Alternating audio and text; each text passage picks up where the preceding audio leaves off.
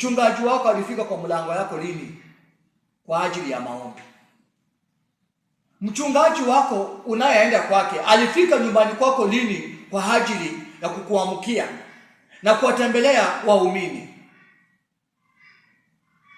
Watu wengi wamekuwa wakipakuliwa katika njia ya wokovu, wanachazilia wengine kwenda katika njia hiyo, katika makanisa, katika vikundi, katika misikiti, katika wapi na wapi. Wanakuwa watu ambao katika masabato zao wamekuwa watu ambao wanapakua mtu aliye nje, wanapakua mtu aliye ndani.